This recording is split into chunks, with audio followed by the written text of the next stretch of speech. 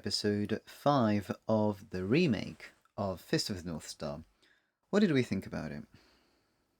Well, I guess you could divide this episode into two halves.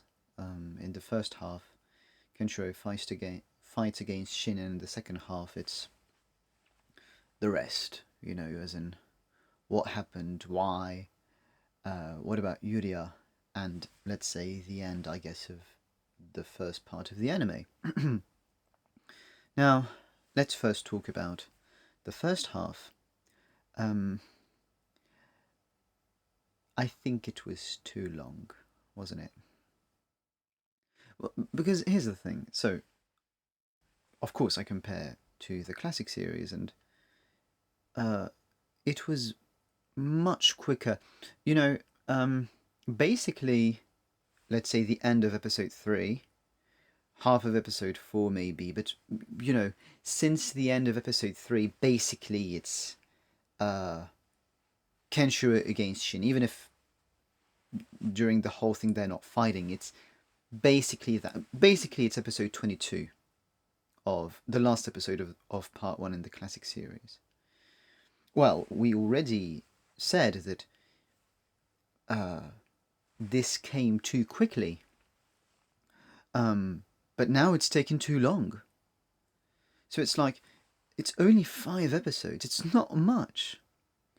And roughly half of this is Kenshiro gets to the final boss in a bit less than 3 episodes. 3 episodes, let's say, come on. And then the other half pretty much is him, let's say, fighting against him. Now, all of this was 1 episode. And actually a bit more, because in episode 22, Kenshiro only gets to Southern Cross. So he gets there, he defeats a few men, and then, close to half of the episode actually, he starts fighting against Shin. And then it's pretty quick, because you have the rest too. Part 1 is over then, So it takes a lot of time, and here's the problem. What's going on with this remake, right? So the idea is that, everyone criticizes the appearance of it. So it's about the story, right? Because the classic series changes the original story too much. So I guess you don't mind the appearance too much, so we focus on the story. But the thing is that we find many issues in the story. But anyway, then why do you want to prolong fights this much? It's like you want to show us good stuff. It's 3D. I don't know what you all think, but it doesn't look that good. Like their moves when they fight are very rigid. It's like they struggle to move, because that's the impression that it gives off. So it is too long. Here's one thing that I want to say too. Concerning the classic series, here's one thing that I always thought. Something that I love about the classic series is that when you think about it, there aren't many fights in Fist of the North Star. When you tell someone they definitely have to watch this anime because it's great, they would go, these old animes, it's just fighting, Dragon Ball, well, even Dragon Ball is not just fighting, but I guess it took many episodes for to see the end of Goku against Frieza. That's right. But in Fist of the North Star, even the biggest fights, maybe they last at most 2 episodes, and often it's just 1 episode. And even those 𝙿𝚎 type of criminals, right? It's just like maybe 2 minutes per episode or something, just you have a bit of action. With cool music, by the way, and the good old classic style. So it's very cool to watch. Now, in this remake, fights are very long. And it is just fighting. And the plot is definitely rushed. He's already against the final boss, with just a little bit of development. Yuria was absent all along. We know almost nothing about Yuria, but we'll get to it. I'll quickly mention some points. When they fight, at some point, Shin sends some sort of lightning attack. I won't develop this, but Shin's style is a piercing kind of Nanto. So you have the different Nanto styles, right? no, I guess we'll mention those later. But Shin's style is piercing. His style is represented by an eagle, so that dives and let's say pierces through its prey. Right. In the same episode later, we see him piercing through some dude, with a flying sidekick. There's that too in the classic series, but it was very quick in the classic series. Now, in this remake, it's very clear, which is good, because we often forget that his style is piercing, and that's very important.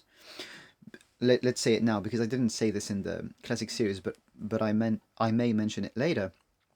The Hokuto makes you blow up from the inside to the outside, and Shin's style specifically, as a counterpart to the Hokuto, and his style is Nanto style, of course, it's piercing from the outside to the inside.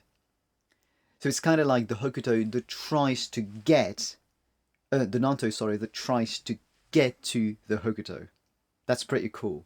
So Shin style compared to the other Nanto styles. Just wanted to mention this. But so I said that lightning attack, right? Don't know about that, but that rather reminds me of Juice's style that we'll get much later, because it's electric. And well, there is much to say about this, but I just wanted to mention this. It's a small detail indeed. Next thing that I want to say, 1 minute. I'm sorry, I'm doing it every time, but hey, in the classic series, he gave him 3 minutes, and actually, I want to talk about this. It's actually important. The time you give to your opponents before they die means something. In the classic series, he gave Club 20 or 30 seconds, and Shin 3 minutes. That means something. Like, Shin is not Club. In this remake, they both get 1 minute. It definitely didn't last 1 minute, and also that's why you give him more time. Club doesn't have much to say.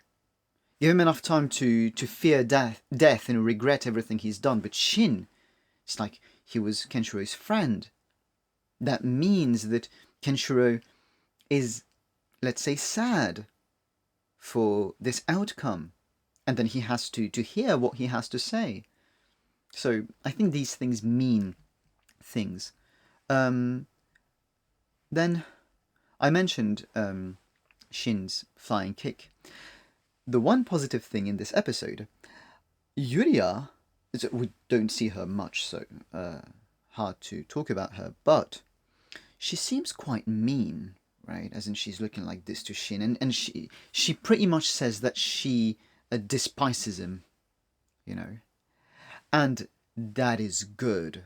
You may think it's bad. We'll develop this later in the analysis of the classic series, but that's a good thing, because this is actually a claim that I was thinking of formulating later, but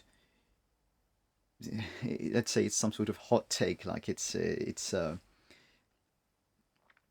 subjugating, would I say. It's surprising that, in my opinion, Yuria is not that super pure, super kind female figure. She becomes it, don't get me wrong, but she's not it originally. She's kind of, in a sense, the opposite of Kenshiro, who's too kind.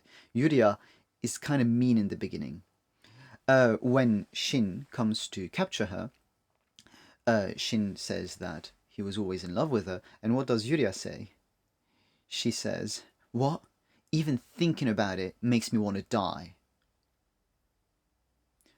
I mean, she doesn't have to love him, but hey, calm down. Like, I wouldn't say that, as a man, so that's mean, that much at that point, because before that, Shin isn't a bad guy, and Kenshiro is surprised, as in, why are you doing this? It's like, maybe that's a bit too much. And so, I'm going to talk about this later in my analysis of Fist of the North Star in general, but for now, that's a good thing.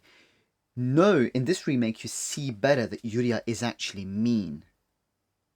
And essentially, in the classic series, if she's so kind and so on, it's because she's not herself being imprisoned, let's say, by Shin. But we'll get back to it later.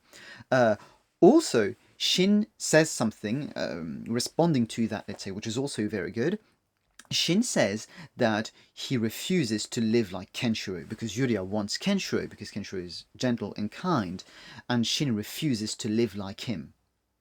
We have a bit of a, let's say, implicit mention of that in the classic series when Shin tells Kenshiro in the past, I never liked the way you lived. In this remake, Shin says that he wouldn't live like him. He refuses to live like him. That's more explicit. So the thing is that, let's say the roles are clearer. I feel like it's repetitive at this point. Basically, this remake is clearer on some things that were more implicit. Is it a good thing? Well, it's clearer. I guess it's good by this perspective, but it's implicit is stronger. Don't forget, that's why we're making the analysis series. And so you learn these things and you're like, wow, it's actually great. And that's good. You knew these things already, but they weren't conscious. Anyway, so the rules are clearer. Shin is a dude who believes in power, and that's the way he wants to live. He imposes it onto Yuria. Yuria doesn't want to accept because she wants to be with Kenshiro, but she's mean, and which is more Shin's style. Let's say, being in the classic series, Shin says that he loves Yuria even more because she's pretty and rebellious. So that was kind of a mistake that she made, let's say, and then she becomes a mother, and there is a whole development. Anyway, let's quickly go on. Back to some negative things. When Yuria jumps and kills herself, she, like in the classic series, she says, she apologizes, Kenshiro, I'm sorry I couldn't keep my promise. What promise? I know because I watched the classic series, but what about this remake? You may think that it's implicit, but hey, it's episode 5. We didn't see, especially Yuria. So that's the thing, like, come on guys. You can't feel the anime. You can't feel the things we felt in the classic series. It's way too quick. I really feel it's rushed. But the fight takes too long. I feel like it's a more superficial kind of anime now, as in the story just happens very quickly, but get the fights. But wasn't it supposed to be the opposite? The only reason we kind of accepted, let's say, to watch this was because we're going to get the original story, and the whole appearance of it, let's try to see through it. It's actually something we learned thanks to the classic series, right? See through the appearance. Okay, let's try to do it with this remake, but well, the story doesn't seem much better to me. And then I feel like they also try to invest in the appearance of it by making the fights that we don't find very attractive longer, like more choreography and so on. But so it's a bit complicated. 2 more points I want to mention. One is the music that I already talked about. You see the whole, so Shin crying, talking about the past. There is a heavy, sad music. And another thing about the classic series that I love, so there aren't many fights when you think about it. Really, that's what I mentioned earlier. You watch it for the plot. That's 1, and 2, the music is awesome, of course, but there are so many scenes musicless, calm. Fist of the North Star is the best anime I sleep onto. I'm not kidding. I'm on my bed watching, not because I don't like it, but because it's soothing. It's just calm. And it's great. It's like I'm having a great time and I fall asleep. It's like a lullaby. And now you have these like heavy, and it's like, it's not bad, but I prefer the classic version. It's like nothing. Just plot. Spirit. Message. Take it. Shin. I don't know what you think. And, well, the last thing I want to mention is kind of similar to this in a sense. So, last scene of the anime, Kenshiro buries Shin. So again, it's like Bato this time. It's not the music, but Bato. Hey, Kenshiro, what are you doing? Why are you doing that? Ken, shut up. In the classic series, he asks once. Maybe it's more realistical because, yeah, like, just answer me, yeah? Well, in reality, you wouldn't speak to a guy like that who doesn't answer you, I guess. But the classic series is more theatrical. I don't care about being realistic in an anime in which you make people blow up and there are 5 meters tall dudes. Just ask him once and then let him answer. So it's like it's very quick and these things happen. It's like Bato is much more stereotypical than in the classic series. He doesn't have much character development too. So again, we mentioned one positive thing. The other things, tell me what you think about these and what you thought about this episode. Yeah, I'm trying to conclude in a normal way this time. So see ya.